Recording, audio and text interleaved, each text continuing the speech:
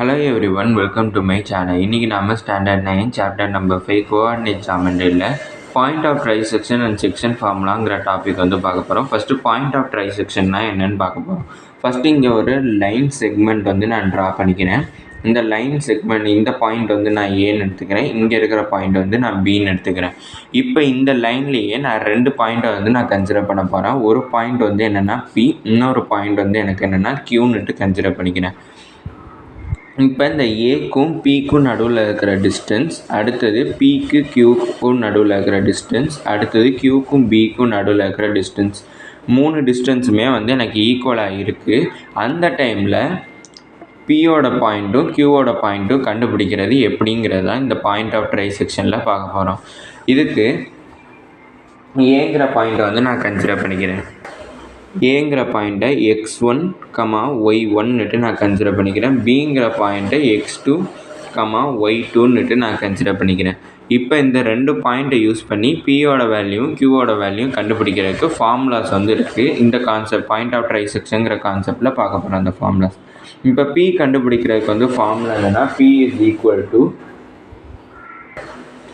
x2 + 2x1 divided by 3, y2 + 2y1 divided by 3. இதான் P கண்டுபிடிக்கிறதுக்கு formula. அதாவது ஒரு லைன் செக்மெண்ட்டில் ஏபிங்கிற பாயிண்ட்டுக்கு நடுவில் பிக்யூன்னு ரெண்டு பாயிண்ட்ஸை நம்ம கன்சிடர் பண்ணுறோம். அதில் பிங்கிற பாயிண்ட்டை கண்டுபிடிக்கிறதுக்கு ஃபார்முலா இது. அடுத்தது கியூங்கிற பாயிண்ட்டோட வேல்யூ கண்டுபிடிக்கிறதுக்கு ஒரு ஃபார்முலா இருக்குது. ஃபார்முலா என்னென்னா q = 2 × x2 + x1 divided by 3, 2 × y2 + y1 divided by 3. இதான் நம்மளுக்கு பாயிண்ட் ஆஃப் ட்ரைசெக்ஷனுங்கிற கான்செப்டில் பார்க்க போகிற ரெண்டு ஃபார்முலா. பி கண்டுபிடிக்கிறதுக்கு இந்த ஃபார்முலா, அடுத்தது கியூ கண்டுபிடிக்கிறதுக்கு இந்த ஃபார்முலாவை மெமரைஸ் பண்ணி வச்சுக்கோங்க. அடுத்தது இதே எக்ஸசைஸில் செக்ஷன் ஃபார்முலாங்கிற கான்செப்ட் பார்க்க போகிறோம். இப்போ அந்த கான்செப்டோட ஹெட்டிங் எழுதிக்கிறேன், செக்ஷன் ஃபார்முலா. இதே மாதிரி ஒரு லைன் செக்மெண்ட் நான் கன்சிடர் பண்ணிக்கிறேன். இப்போ இந்த பாயிண்ட் ஏ, இந்த பாயிண்ட் பி.